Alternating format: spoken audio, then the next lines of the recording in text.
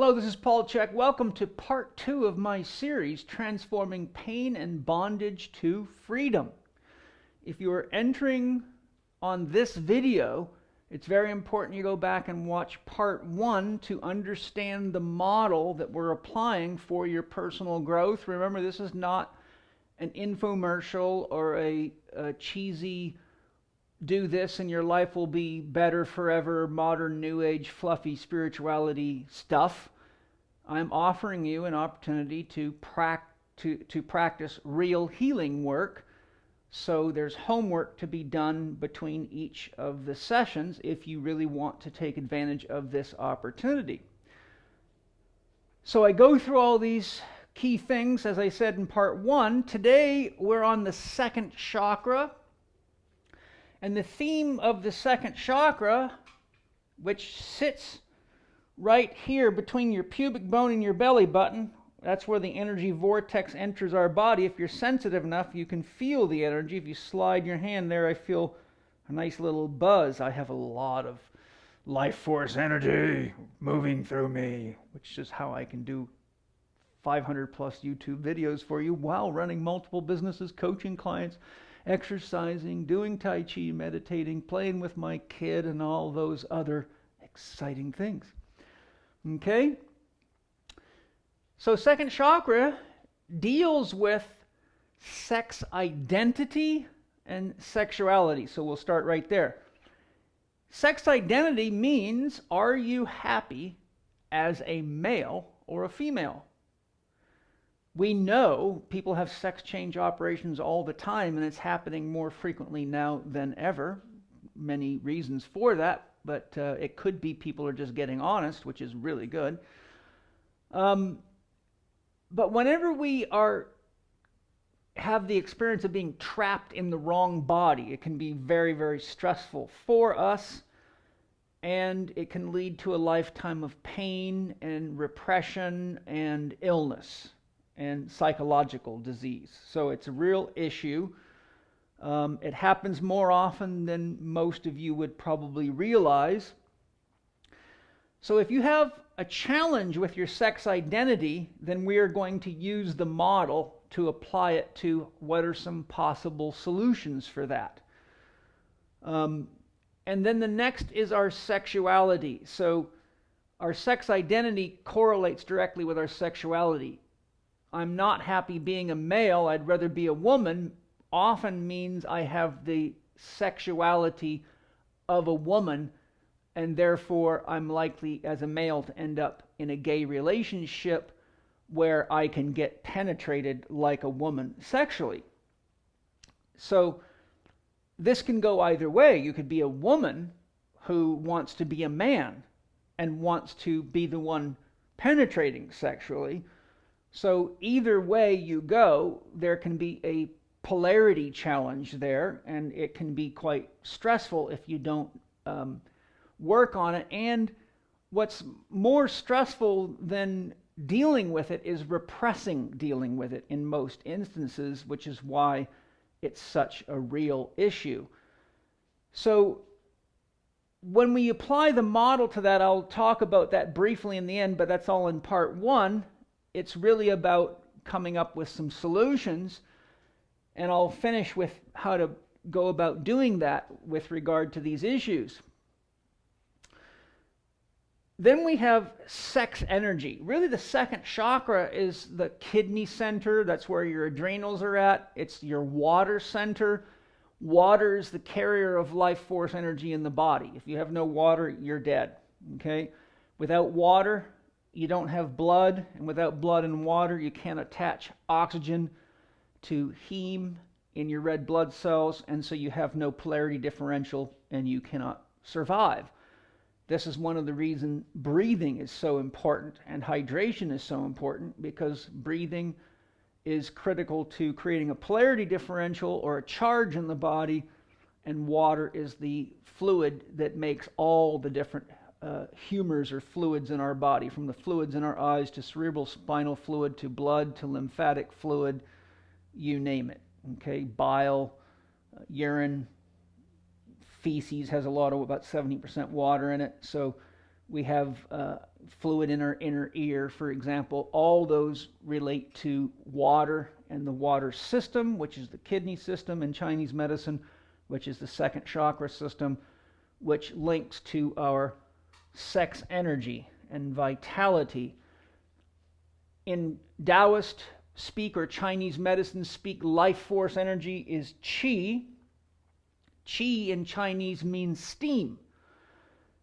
Most people don't get why would people keep talking about qi or steam, but I'll help unveil the secret of that. Ask yourself one simple question. What does it take to make steam? Think of steamy sex. What have you got to have? Well, to make steam, you have to have something to hold water in, a pot. That's the earth element. You have to have fire. That's the warmth element. You have to have air, or you cannot have steam. That's the air element. And you have to have water. That's the water element. So earth is the pot, and that which the fire is burning quite often. Earth is the pot. Water is what's in the pot. Fire is what's making it boil or heat up to give you steam, and air is the carrier of it. So interestingly, the word qi actually means the energy produced by the marriage of the earth, water, and fire and air elements, which is what we call life force in Western language.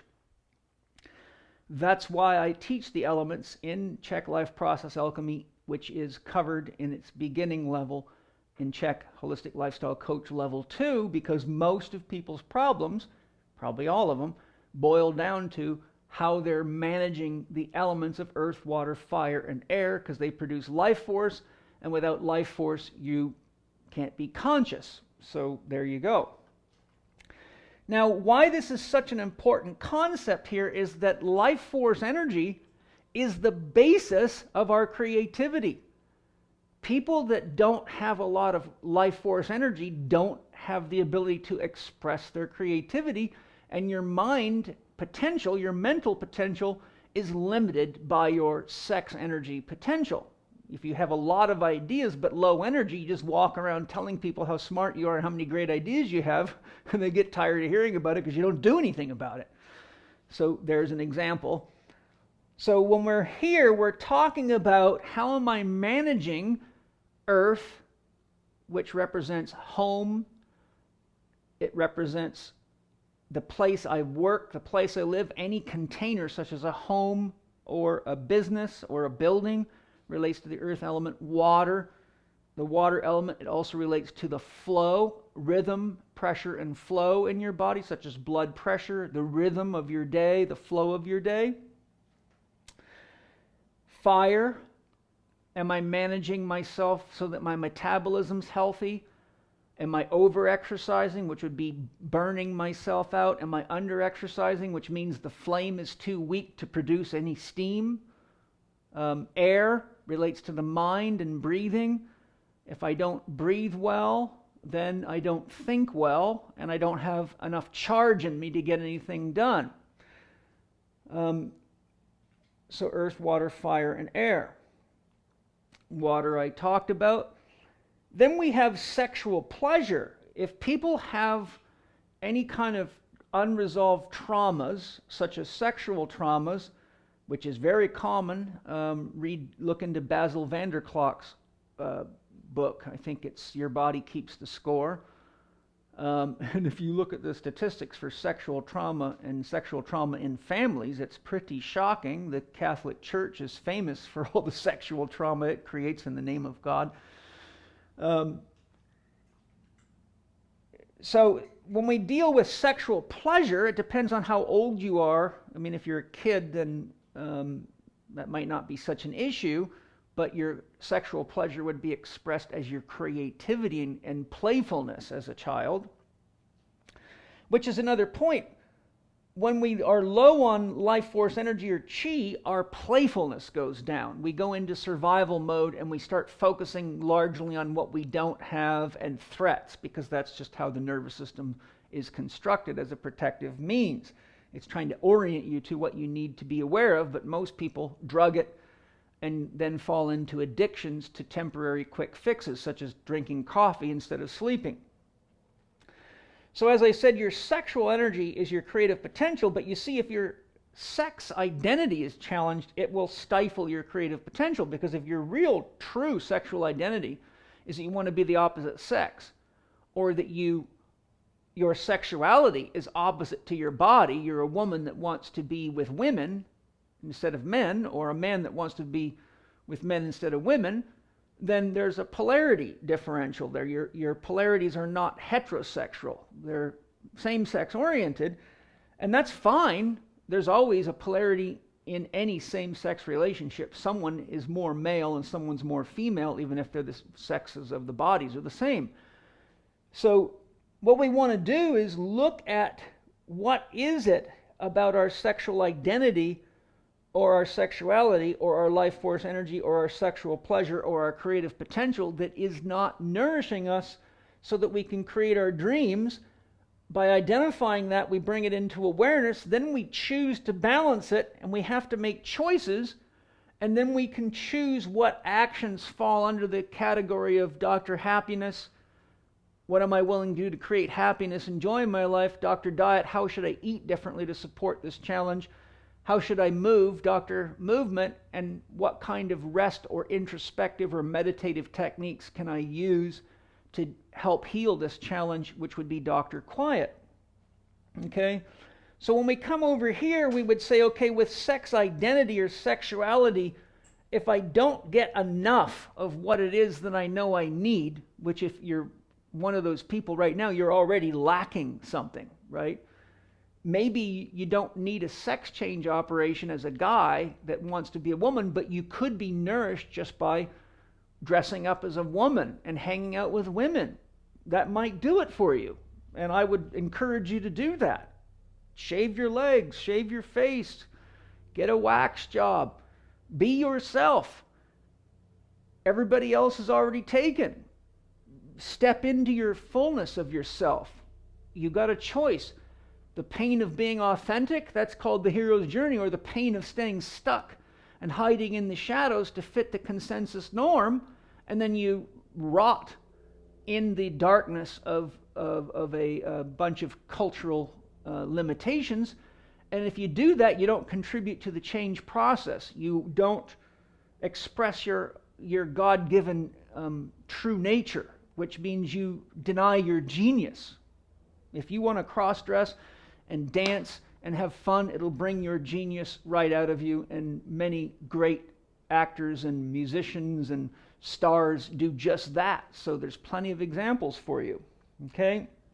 So if I'm too overly expressive of my sexual challenge, be it being a male or a woman, a man or a woman, in this regard, how does that create problems, right? Well, I'll give you an example. If you're very feminine as a male, but you fall in love with someone that's just as feminine as you, you may find that you're having a hard time getting anything done in the relationship because both of you are too passive, too feminine, too yin. Water needs an external force to move it, such as sunlight or wind, or a physical interaction, such as you carrying water around like you do in your body. Okay?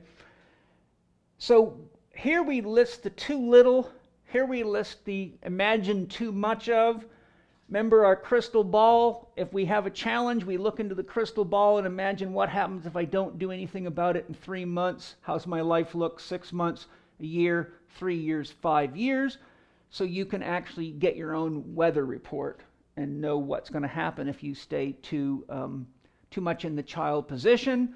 And again, the words I have to are the words of a child. The words I choose to bring you into the adult relationship. If your sexual energy is low, or your life force energy is low, which is really, really common. I mean, it is probably the number one issue I see in my clinical practice and working with people from all over the world, and have been for 35 years.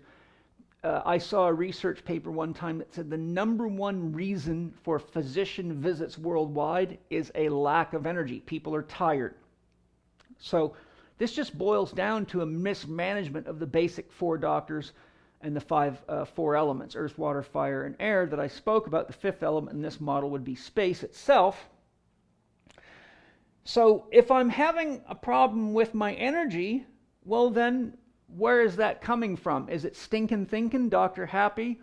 Is it lack of movement or excessive movement, Dr. Movement? Is it not enough rest or too much rest, Dr. Quiet?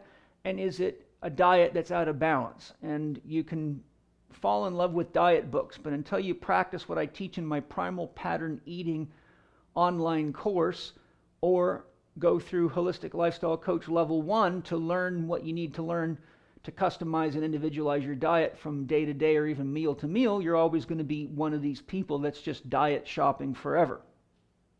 Okay? So if I don't have enough life force energy, what are some of the things that happens? Now I've got 4 columns here. What does it do to my mind, my ability to create happiness? What does it do to my ability to move my body effectively? How does not having enough energy affect my sleep? I can tell you one right away. People drink coffee in the afternoon and the evenings because they're too tired to even watch television, and it screws their ability to sleep up because it throws their hormonal system out of balance. All this is covered in my book, How to Eat, Move, and Be Healthy, very beautifully.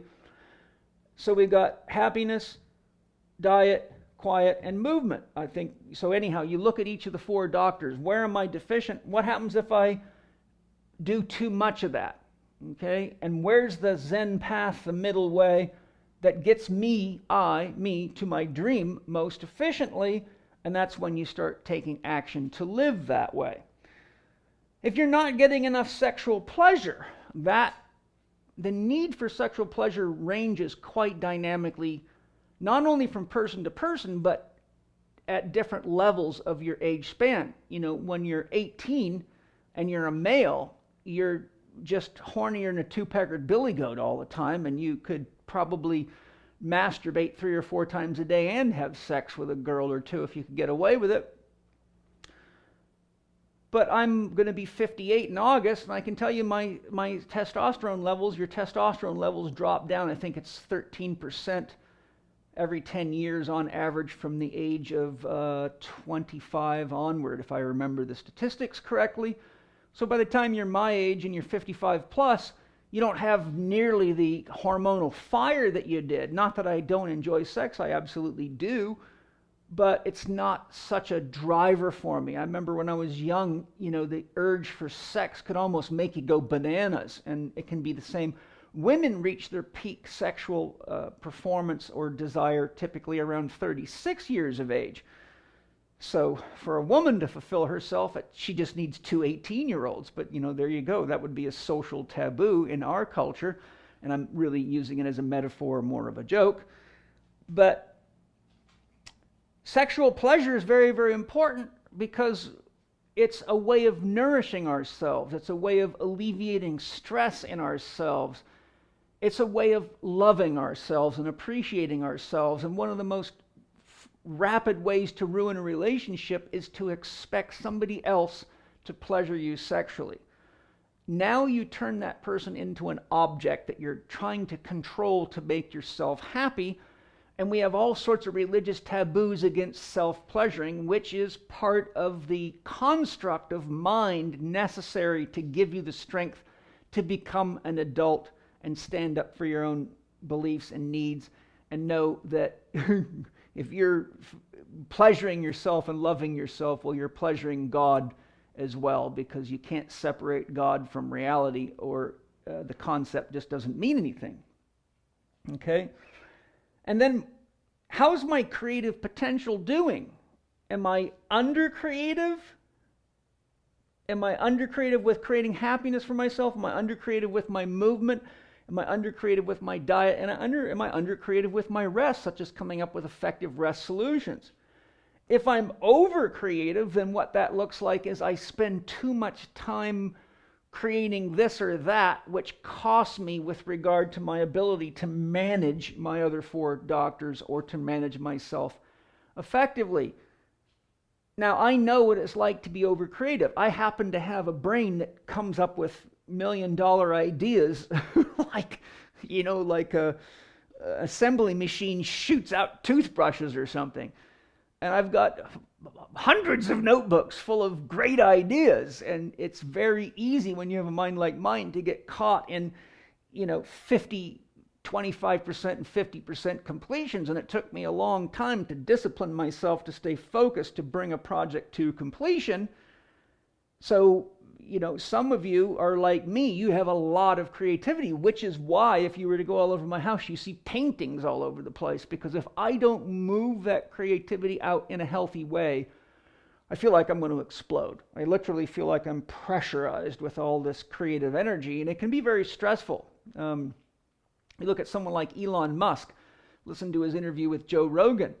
And Joe Rogan's asking him, what's it like to be on Elon Musk? And he says, to be honest with you, it's not easy. He's got a lot of creative energy. So those of us that have a lot of creative energy have to learn to manage it, or we can be the smartest, unproductive person in town because we have too many irons in the fire and none of them are getting hot. Lack of creative energy usually just means you're out of balance, because we are all creative. We are born creative. We are highly creative creatures. So there's anyone that lacks creative energy usually has some kind of four-doctor imbalance. I've worked with many people that felt they weren't creative, and trust me, with the right coaching, no problem. Straighten them right up. Well, they straighten themselves up. I just teach them how to do it. Okay, so now that we've looked at these things and you know how to manage yourself, or how to identify where are you hiding yourself, shadow potentials, or maybe acting stories out that you keep saying I have to, which would be unconscious. Where's the lack? Where's the excess? Look at it from a four-doctor perspective. Get clear what choices you're going to make. But with each of these issues I'm bringing up that relate to the chakra theme, you have to say, okay, if I have a challenge with sex identity or creative life force energy or sexual pleasure or creative potential, Dr. Jung would say, what is your unmet task? Well, your unmet task might be to quit telling yourself stories that you read out of some book in some building with a cross on it or something like that, and say, my body is mine and it's my job to pleasure it, and watch how your world changes when you take responsibility for that. So your unmet task would be to take responsibility for meeting your own needs, because people that grow up like that end up in very pathological relationships, because they think that though God doesn't want them to touch their own genitals, it's fine as long as somebody else does it, which, like I said earlier, now you turn them into an object. So that's a kind of a silly God game. Now, overdoing it, especially if you're a male, masturbating too much and ejaculating too much will just bleed you right out. Your body puts its life force energy right into your sperm, because that's the best of you. So if you're doing too much of that, you're going to turn yourself into a wet dish rag, and you won't be anything except a good customer for a Nivea skin cream or somebody. Okay? With regard to all these issues in the second chakra, what is my parents' unmet business, my unfinished business? Where are they excessive or deficient in regard to the issues of the second chakra? And how can I contribute to the evolution of my family by finding the middle way and living my dream? What's the story gap? What's the story you're telling yourself that differs from the story you tell other people? Because right there you have a lot of charge wrapped up, because you're now wearing masks. You have multiple identities, and that will burn you out. Okay? And then what is your secret story? What is the story you tell yourself inside? Often a poor me story, or my life would only, if I only had this, or if so-and-so would only do this, or if mommy or daddy would only give me a bunch of money, then my life would be so much better. That's the secret story. So find out what it is. The story might be, I'm not good enough, I'm not beautiful enough, nobody loves me, I'm not strong enough, I'm all alone. It could be any number of things, but that secret story is usually something you got to consciously look at, or you stay unconscious, and that unconsciousness really isn't unconscious from the fact that it stops it from manifesting something. If you are unconscious that there's mold in your fruit bowl, it will manifest mold and you will become conscious of it. And if you're not and you eat the fruit, you'll get sick. So then you'll get conscious. Someone will say you've got mycotoxins in your bloodstream and you're sick. Do you have mold in your fruit bowl? Oh my God, I better go look. Well, it's been there for weeks and you haven't paid attention. So use your crystal ball and say, what happens if I keep on, telling stories that aren't true and not paying attention to my heart and not meeting my unmet task, and I'm not willing to evolve my family? And the crystal ball will show you what your future looks like. Okay, so that's the end of it. Get clear on what you choose to, and whenever you're talking to other people about these things, particularly family members, instead of you shoulda, you coulda, you woulda, you didn't, honey or mom or dad or whoever, I'm wanting such and such. I'm feeling this way, and I really feel that I need the freedom to ... And this kind of stuff comes up really nicely in my podcast with Aubrey Marcus and Kyle Kingsbury on multiple partner relationships, because it really touches the buttons for a lot of people. But just remember, the reason your parents can wind you up so quickly or know how to push your buttons is because they installed them, so they know right where they're at, and they're usually their buttons, except they're projecting it onto you to compensate for their unwillingness to become whole themselves. But that's all perfect, because it guarantees that we're in enough discomfort through our childhood programming to push evolution forward. And my gift to you is to give you the tools to grow your whole family tree efficiently and effectively to the degree that you participate in this little series. And if this series just opens you up to the realization that you need more help, that's what Chek professionals are for.